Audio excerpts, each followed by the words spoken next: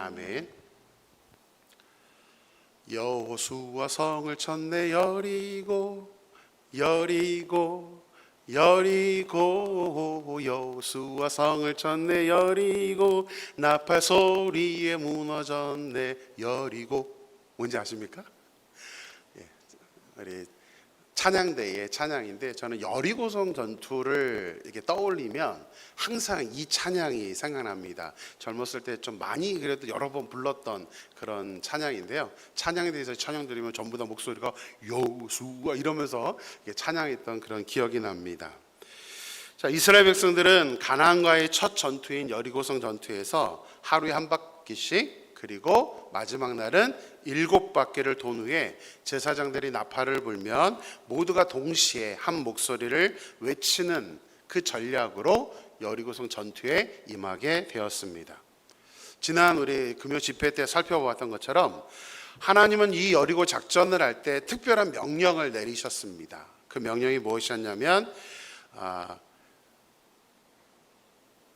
외치지 말고, 소리를 지르지 말고, 그 다음에 너희 음성, 그러니까 자신의 생각이 들어가 있는 그 음성을 들리게 하지 말고, 최종적으로는 아무런 말도 하지 말라라고 하나님은 특별하게 명령을 내리셨습니다. 이렇게 명령하신 것은 말이라는 것, 특히 부정적인 말은 사람들의 마음을 나뉘게 하고 의욕을 떨어뜨리기 때문입니다. 더 중요한 것은 말하는 데 시간과 에너지를 쏟을 게 아니라, 거기에 낭비할 게 아니라 정말 해야 할 일에 전심을 다하라는 의미로 하나님이 이렇게 명령을 하셨던 것입니다. 우리 임마누엘교회가 정말 하나님이 기뻐하시는 좋은 공동체가 되기 위해서는 이렇게 말의 절제를 할 수 있어야 합니다. 어느 교회나 다 말 때문에 문제가 시작되고, 말 때문에 사람들이 상처받고, 말 때문에 교회를 떠나게 됩니다. 특별히 우리가 하나님의 일을 감당하는 데 있어서 이 말이라는 것은 너무나 중요합니다. 그래서 덕이 안 되는 말, 사기를 떨어뜨리는 말, 부정적인 말은 차라리 하지 않는 것이 좋습니다. 굳이 안 해도 됩니다. 굳이 말을 너무 많이 하려고 할 필요가 없습니다. 또한 내가 행동하지 않을 거면서 다른 사람들에게 이래라 저래라, 이건 이래서 싫고 저건 저래서 싫고 하는 말도 하지 않아야 됩니다. 안 하는 게 더 좋습니다. 차라리 내가 안 할 거면 그 사람이 하게끔 내버려 두는 것이 더 은혜가 된다는 것이죠. 물론 가장 좋은 것은 교회에 필요한 부분이 있으면 내가 하겠습니다 라고 나서는 겁니다. 내 눈에 보이면, 저게 부족한 게 보이면 내가 하지 그럼. 그러면서 또 혼자만 하지 마시고 같이 마음을 모아서 같이 하는 교회가 사실은 정말 하나님이 기뻐하시는 그런 아름다운 공동체라는 사실입니다.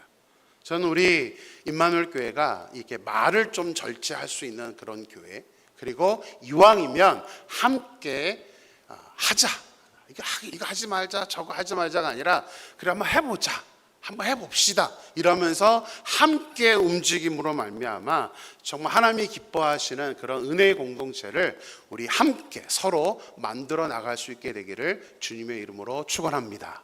이 시간 한번 옆 사람에게 그렇게 인사할까요? 우리 함께 좋은 교회를 만들어 갑시다. 그렇게 인사하겠습니다.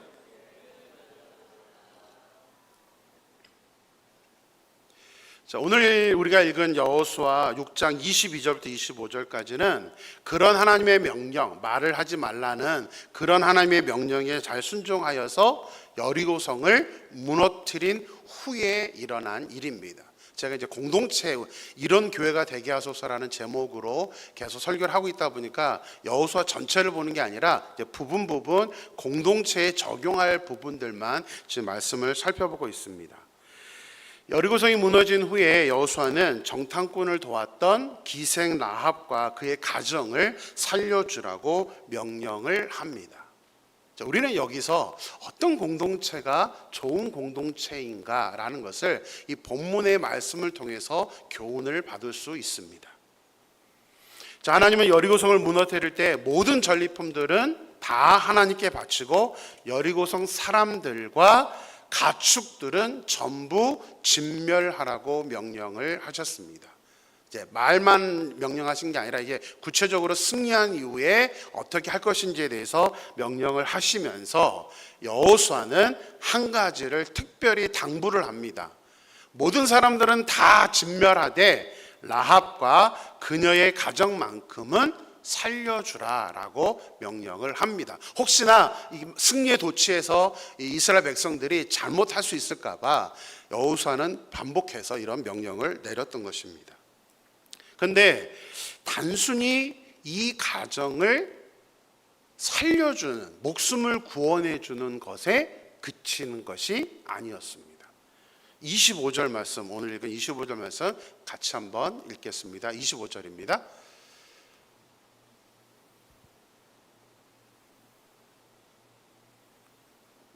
제가 읽겠습니다. 자, 여호수아가 기생 라합과 그의 아버지의 가족과 그에게 속한 모든 것을 살렸으므로 그가 오늘까지 이스라엘 중에 거주하였으니 이는 여호수아가 여리고를 정탐하려고 보낸 사자들을 숨겼음이었더라. 자, 그가 오늘날까지 이스라엘 중에 거주하였다. 무슨 의미죠? 같이 살았다? 라고만 이해하면 안 됩니다. 그가 오늘까지 이스라엘 중에 함께 거주했다라는 이 여호수아의 히브리어 단어는 뭐냐면요, 이스라엘 민족이 되었다는 의미입니다.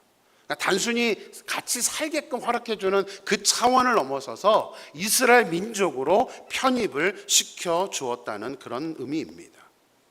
자, 여러분은 이 일에 대해서 어떻게 생각하십니까? 뭐 살려주더라도 그냥 뭐 네 갈 길 가, 이러면 좀 이해가 갑니다. 근데 살려주고 같이 거주하게 하고 또 이스라엘 민족으로 만들어 주었다는 것은, 이것은 조금 우리가 달리 생각을 해봐야 될 그런 문제입니다. 물론 이제 성경은 라합이 여호수아가 보낸 2명의 정탐꾼들을 숨겨줬기 때문에 그 공로로 오늘까지 이스라엘 중에 함께 거주하고 이스라엘 민족으로 편입하게 되었다라고 설명은 하고 있습니다. 그런데 목숨을 살려주는 것과 이스라엘 민족이 되는 것은, 이것은 좀 문제가 다른, 좀 복잡한 그런 문제가 있습니다. 특히 이스라엘 백성들의 성향과 그들의 문화를 안다면 이것은 우리가 은혜로 그냥 읽을 수만 있는 부분은 아닙니다.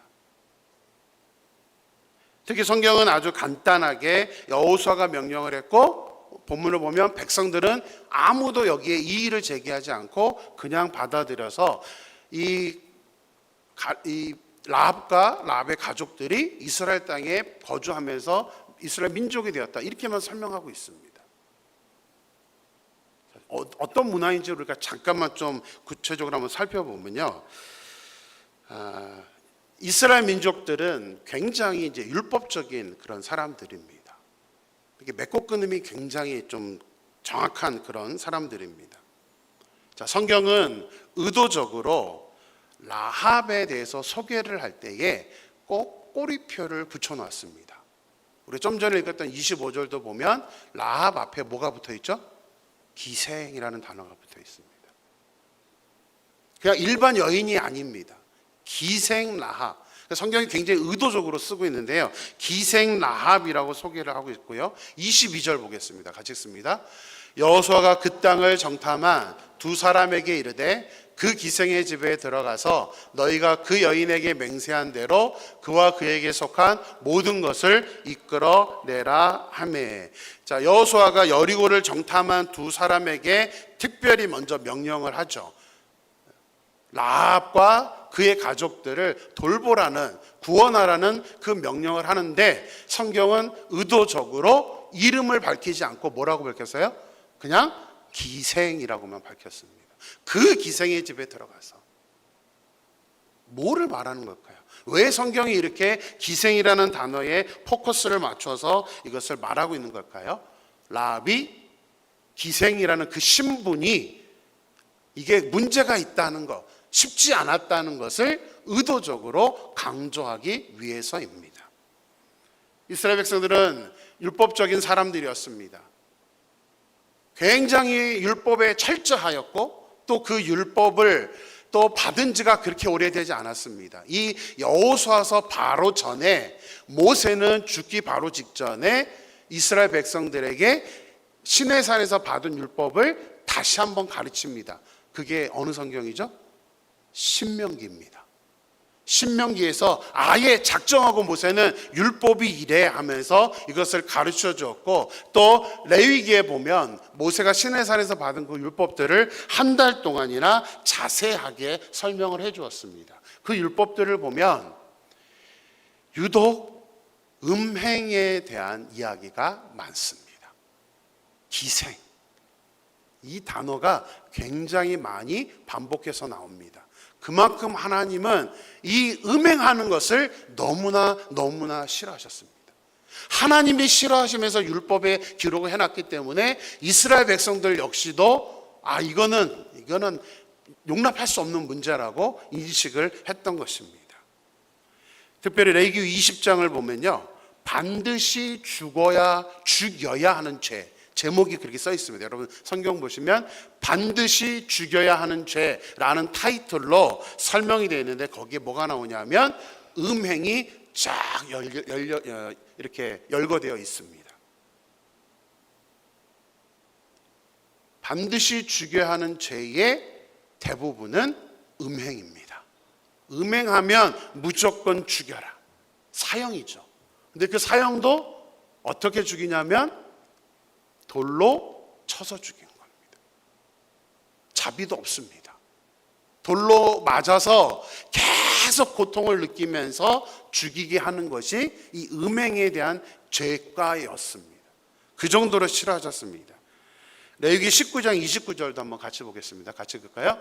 내 딸을 더럽혀 창녀가 되게 하지 말라. 음행이 전국에 퍼져 죄악이 가득할까 하노라. 심지어 하나님은 음행이 전국에 퍼져 죄악이 가득할 것을 염려하여서 자신의 딸을 몸을 파는 사람으로 만들지 말라라고 이것을 아예 율법의 규정에 넣었을 정도입니다.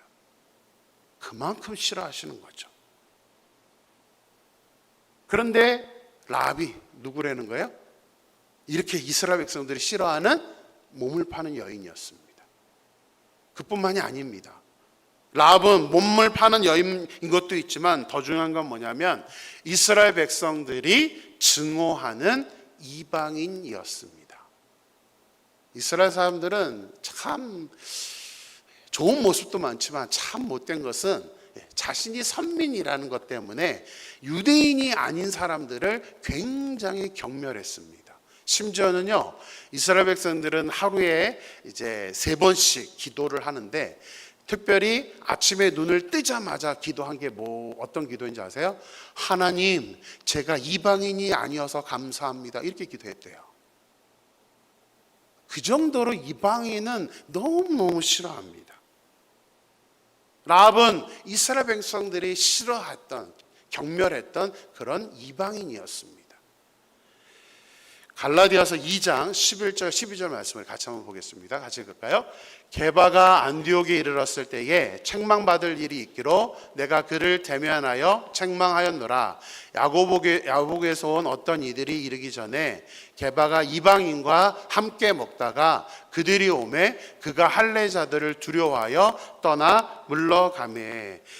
바울이 예수님의 수제자였고 초대교회 때 가장 영향력이 컸던 그 교회의 지도자, 사도였던 베드로를 책망한 일이 있습니다. 저 갈라디아서는 바울이 썼거든요. 어떤 면에서 보면 바울이 내가 이걸 쓰면서 어떤 마음이었을까 좀 생각도 드는데요. 하여튼 베드로를 책망한 일이 있었다라고 아예 성경에까지 기록을 했습니다. 하나님 이것을 허용하신 것을 보면 분명히 이것을 통해서 뭔가 메시지를 주시기 위해서라고 생각을 합니다. 당시 베드로는 이방인들과 함께 식사를 하고 있었습니다. 그런데 할례자들, 다시 말하면 율법을 중요하게 생각했던 그런 율법주의자들이 그 식사하는 자리에 오니까 베드로가 더 이상 그 이방인과 식사를 하지 못하고 어떻게 했대요? 떠나 물러갔다, 도망갔다는 얘기입니다. 율법주의자들이 자기를 보고 뭐라 그럴까 봐 눈치가 보여서 베드로는 이제 도망을 가게 되었던 것이죠. 이 일은 이 여호수아 오늘 본문이 기록된 이 사건부터 1400년이 지난 후에 일어난 일입니다. 1400년 후 신약 시대에 들어서도 여전히 베드로가 이방인과 식사하는 게 그게 뭐라고요? 그게 눈치가 보일 정도로 다른 유대인들한테 보이면 안 된다라고 생각을 할 정도로 이방인들과 같이 하는 것을 이스라엘 사람들은 너무나 싫어합니다. 그런데 라합은 싫어하는 모든 요소를 다 갖춘 사람이었습니다. 기생이었고 이방인이었습니다. 목숨은 살려준다. 저는 그것까지는 이 성경적으로 이해하게 된다면 충분히 받아들일 수 있는 부분인데, 기생이고 그다음에 이방인인 라합을 이스라엘 민족으로 같이 편입해서 살게 해준다. 이것은 결코 쉬운 문제가 아닙니다.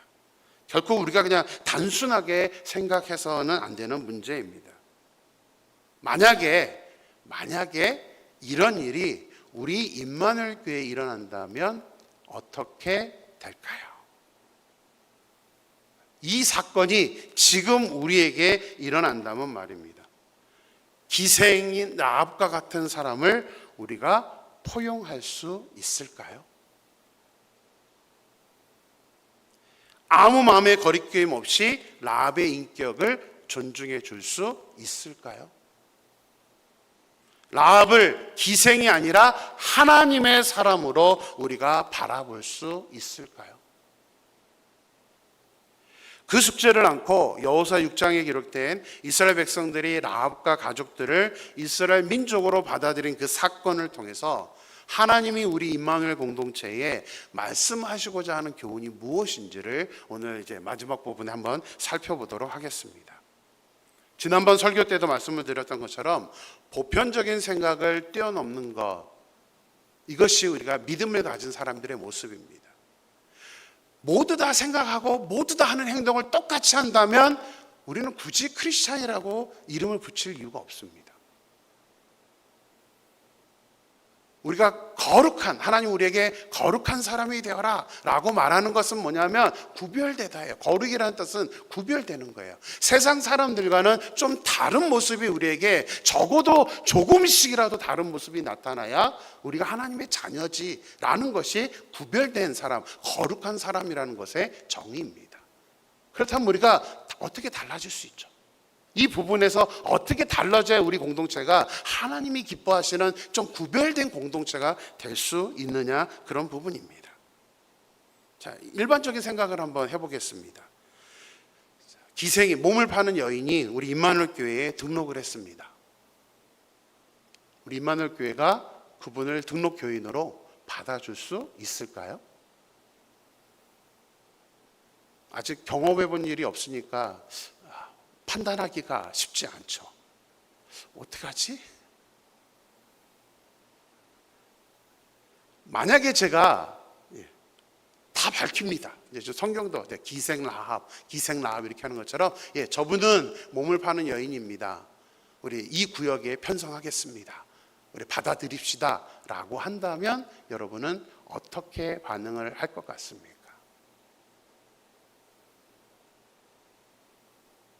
쉬운 일은 아닐 겁니다.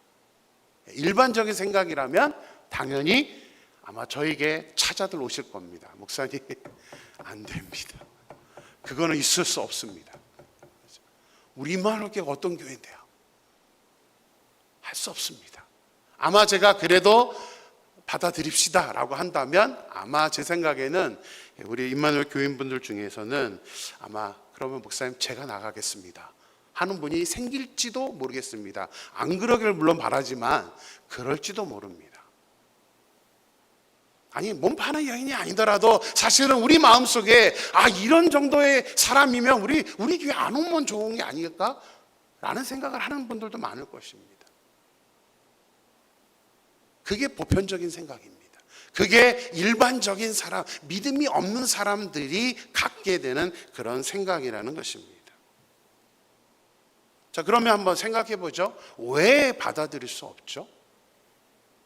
왜 그 여인을 우리 공동체는 받아줄 수 없다라고 생각을 할까요? 당연히 뭐죠? 희생이니까요. 그렇죠? 몸을 파는 여인이니까 당연히 도덕적으로 불결하고 큰 죄이기 때문에 그 죄인을 우리는 받아줄 수 없는 것 아닙니까? 라고 생각할 것입니다. 아마 보편적으로 그렇게 생각을 할 것입니다. 그런데 우리가 그렇게 몸을 파는 여인이다라고 사람을 평가하는 그 이면에는 어떤 마음이 있는지 아십니까? 나는 적어도 몸을 파는 일은 하지 않았어. 나는 적어도 저 사람보다는 도덕적으로 나아. 나는 그래도 좀 괜찮은 사람이야. 내가 어떻게 저렇게 도덕적으로 불결한 사람과 같이 생활을 할 수 있어? 이게 바로 보편적인 생각입니다. 하나님을 믿지 않는 사람도 다 똑같이 이렇게 생각합니다. 그러면요, 하나님 믿는 우리들은 어떻게 해야 하겠습니까? 우리가 사는 사회는 죄의 크고 작음이 있다라고 말합니다. 그래서 죄의 그 경중에 따라서 처벌을 달리합니다. 그런데 이렇게 질문을 해볼게요. 하나님 앞에서는 죄의 크고 적음이 있을까요?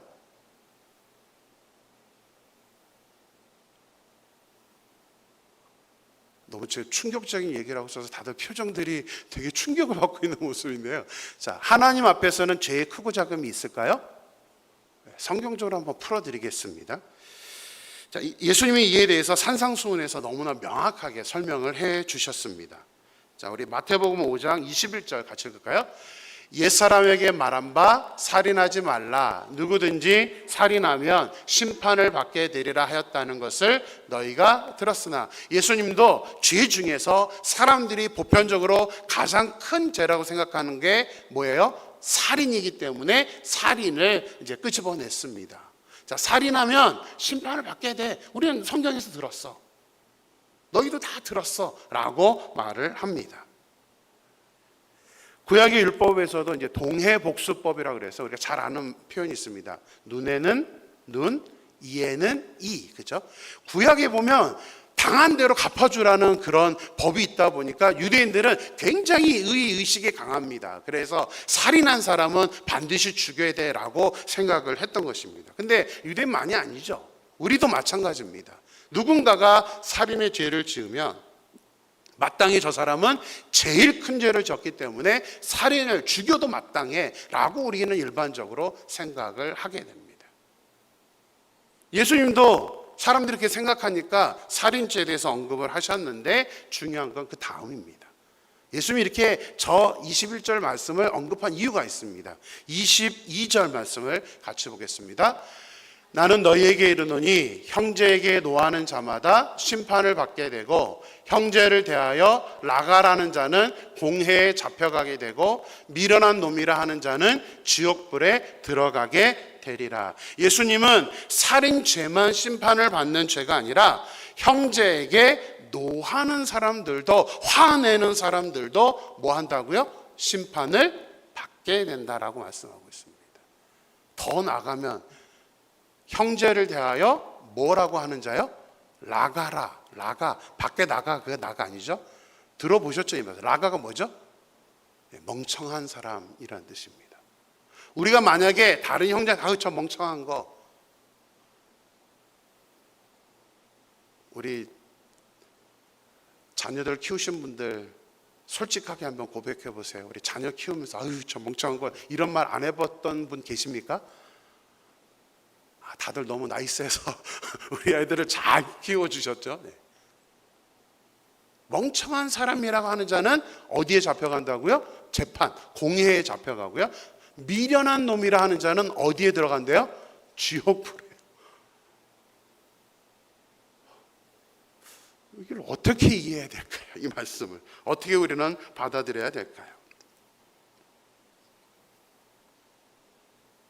자, 다른 사람한테 우리가 저 사람 참 어리석어, 왜 이렇게 부족하지? 왜 이렇게 미련하지? 라는 말을 평생 단 한 번도 안 해본 사람 있으면 용감하게 한번 손들어 봐주세요. 나올까봐 되게 걱정했는데 아무도 손을 안 드시네요. 여기에 자유로운 사람은 없습니다. 그죠? 우리는 쉽게 다른 사람들을 판단하고 쉽게 다른 사람들을 보고 저 왜 저래, 또 뭐 저 사람 못됐어, 뭐 아니면 뭐 성경에 있는 그대로 저렇게 미련하지? 라는 말을 우리는 자주 할 수밖에 없는 그런 사람입니다. 예수님의 이 말씀에서 자유로운 사람은 제가 보기엔 단 한 사람도 없을 것입니다. 근데 문제는 살인죄는 심판을 받는다 얘기했는데 예수님이 뭐라고 설명을 해주고 계세요? 형제에게 노하는 자도 심판을 받는데 그냥 화내는 정도가 아니라 그냥 말로 멍청하다 미련하다 하면은 지옥불에 들어간다. 제 말이 아닙니다. 예수님의 말씀입니다. 그 정도까지 예수님은 죄의 경중이 하나님께는 없는 거예요. 하나님은 다른 사람을 죽인 사람이나 다른 사람을 비하하는 사람이나 하나님의 입장에선 똑같은 죄인이라는 사실입니다. 아멘이십니까? 똑같습니다. 하나님께는 다른 게 없어요. 죄를 짓지 않는 완전한 의인이 있으신가요? 없습니다. 죄를 안 짓는 사람은 우리 가운데 존재하지를 않습니다. 누구나 다 죄를 짓고 살아가기 마련입니다. 지금까지 우리가 안전하게 아무런 벌도 받지 않고 살아가고 있는 것은 우리가 의로워서가 아니라 하나님께서 용서하시고 참아주셨기 때문입니다. 근데 우리는 착각해요. 내가 도덕적이어서, 내가 하나님 앞에 의로워서 지금 이렇게 내가 아무렇지 않고 예배드리고 있다라고 생각을 합니다. 절대 그렇지 않습니다. 만약에 하나님이 우리가 지은 죄 하나하나를 다 끄집어내서 심판을 하신다면 누가 이 자리에 앉아 있을 수 있겠습니까? 우리 역시 똑같이 불결한 사람이에요. 제가 제자훈련할 때 농담으로 이제 그런 얘기를 한 적이 있어요. 우리 이제 마지막 때 심판 때 가면은 예수님 앞에 서면 행위록이 있다라고 이제 계시록이 되어 있습니다. 근데 그 행위록에 옛날이니까 행위록 책이라고 기록되어 있지, 제가 보기에 우리가 나중에 천국 가면 영적 세계니까 그냥 하나님이 제가 지금 패드 이렇게 옮기는 것처럼, 자, 유아은 자매 앞으로 오세요. 그러면 이제 화면에 하나씩 넘기면서 너 이때 이랬고 너 이때 이랬고. 근데 중요한 건 뭐냐면 행동에 대한 것만 보여주는 게 아니라 뭐를 보여주냐고요? 우리의 생각, 우리가 생각으로 짓는 그 죄까지도 보여주면서 저는 저런 적 없는데 그러고 다 보여주는 게 화면으로. 그 앞에 자유로울 사람이 아무도 없죠. 우리의 생각으로도 너무나 많은 죄를 짓고 살아가고 있다는 사실입니다. 여호수아가 라합과 가족들을 살려주고 이스라엘 민족으로 편입시키자고 명령을 했을 때에 어느 누구도 그럴 수 없다라고 반대를 하고 나서는 사람이 없었습니다. 그런데 이게 포커스가 아니기 때문에, 초점이 아니기 때문에 그렇지, 자, 우리 그때 당시로 한번 돌아가 보세요.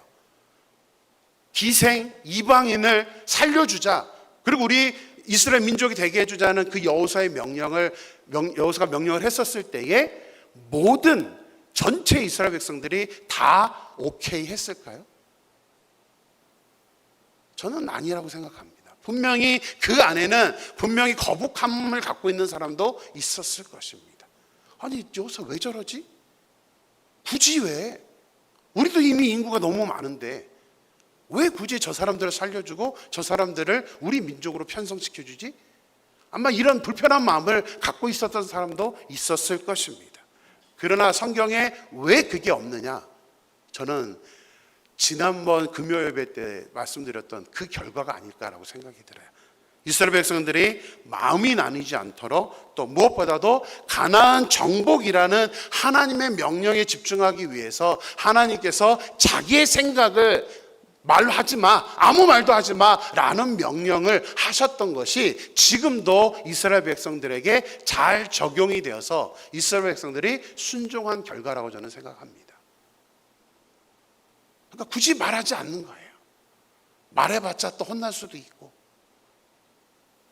하나님의 명령이 있으니까 이스라엘 백성들은 철저하게 지금 그것을 받아들이고 있었던 것입니다.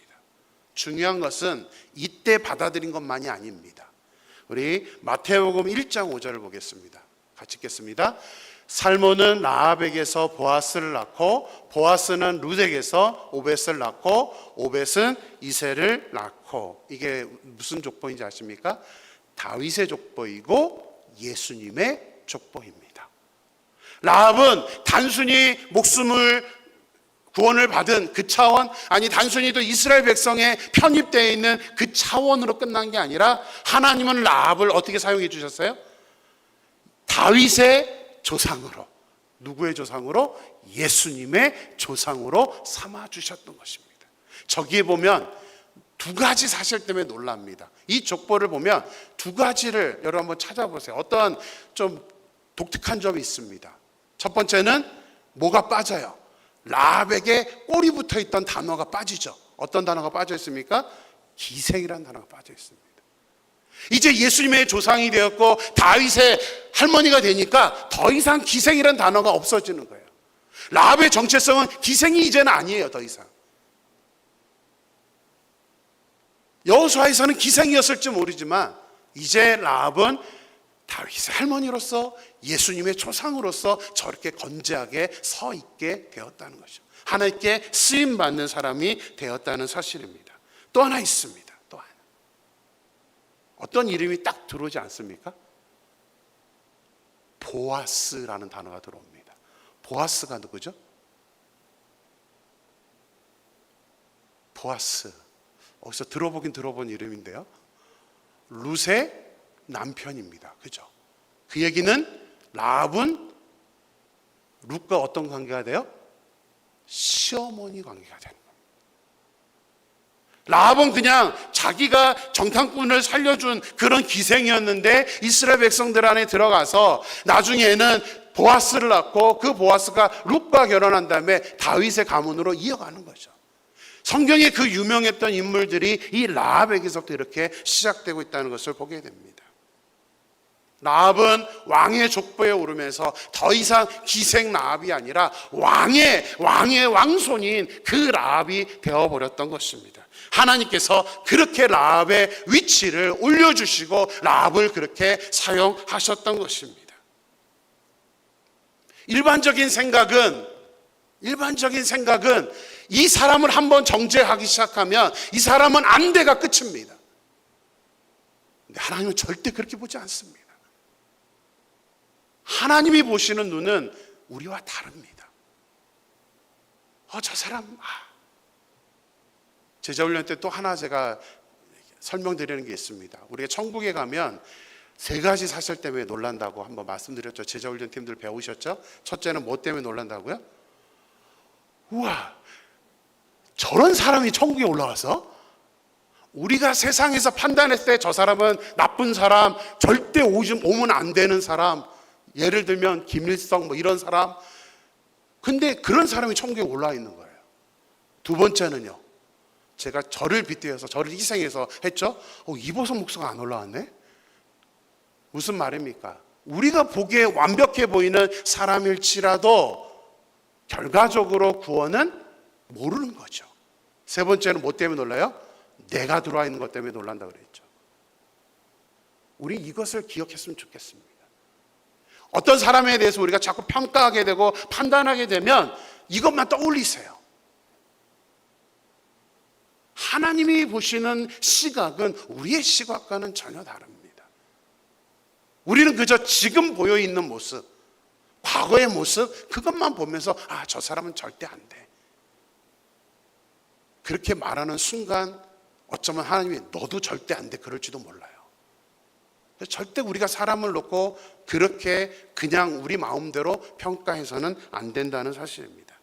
일반적인 생각과 신앙적인 생각, 하나님의 생각은 다릅니다. 교회는 세상의 기준대로, 세상이 생각하는 대로 움직이는 공동체가 아닙니다. 절대 여러분들 세상 생각을 교회 안으로 갖고 오시면 안 됩니다. 교회에 있는 동안에는 교회 나가서도 마찬가지지만 우리가 하나님의 자녀가 된 이상은 우리의 생각, 세상적인 기준의 생각은 내려놓고 어떻게 하면 어떤 것이 하나님의 생각인가, 어떤 것이 하나님의 마음인가를 이제는 우리가 바꾸어 버리는 것이 우리가 크리스찬으로서 살아가는 하나님의 자녀로서의 모습이라는 사실입니다. 더 이상 우리가 세상의 기준이 아니라 하나님의 기준, 무엇보다도 사랑으로 우리를 바라보시는, 우리 모두를 바라보시는 그 사랑의 마음으로 우리가 시각이 변화되어서 정말 하나님의 생각대로 살아갈 수 있는 저와 여러분이 되기를 주님의 이름으로 축원합니다. 저도 이렇게 설교하지만 어렵습니다. 그게 안 되죠. 어렵습니다. 정말 어렵지만 그래서 우리가 교회를 나오는 거죠. 우리가 할 수 있다면 교회 나올 필요가 없습니다. 할 수 있다면 예수님을 우리가 예배하고 그럴 필요가 없습니다. 내 능력이 아니라 이거는 우리의 능력을 벗어나는 일이기 때문에 우리가 하나님께 의지하면서 또 이 본문의 이런 말씀들을 통해서 그렇지 내가 그렇게 살아야지라고 하면서 우리가 이 말씀을 받아들일 수 있는 것입니다. 저는 우리 임마누엘 공동체가 또 우리 임마누엘 교회 모든 성도님들이 세상적인 기준으로 사는 사람들이 아니라 한 번쯤 이 일반적인 생각을 조금이라도 좀 넘어서서 하나님의 자녀다운 그런 모습으로, 하나님이 기뻐하시는 그런 모습으로, 무엇보다도 다른 사람들의 눈에 있는 티끌을 빼려고 노력하는 것이 아니라 내 눈에 있는 들보를 먼저 쳐다보면서 나부터 하나님 앞에 바로 서기 위해 노력하면서, 그런 우리 모든 사람들이 함께 모여서 우리 임마누엘 공동체가 정말 사랑으로 사람들을 품을 수 있는 그런 아름다운 교회, 아름다운 공동체를 우리가 함께 만들어가게 되기를 주님의 이름으로 축원합니다. 이 시간 같이 한번 이 찬양곡을 준비하면서 생각을 하면서 이 말씀 준비해서 바로 이 찬양이 생각났습니다. 보소서 주님, 나의 마음을 선한 것 하나 없습니다. 이 고백이 먼저 우리가 할 수 있어야 됩니다. 그러나 내 모든 것 주님께 드립니다. 사랑으로 안으시고 날 새롭게 하옵소서. 주님 마음 되게 해주소서. 주님 마음 되게 해주소서. 오래 안 갈지라도 하나님 오늘 이 예배를 통해서만큼이라도 적어도 하나님 제가 주님의 마음을 갖기를 원합니다. 사람들을 바라보는 나의 시각이 좀 더 그래도 세상 사람들과 다른 주님의 마음을 갖게 되기를 원합니다. 하나님 저를 불쌍히 여겨주시고 저를 변화시켜 주시옵소서. 우리 다른 사람 생각하지 말고 나부터 변화되기를 원하며 우리 찬양 드린 후에 우리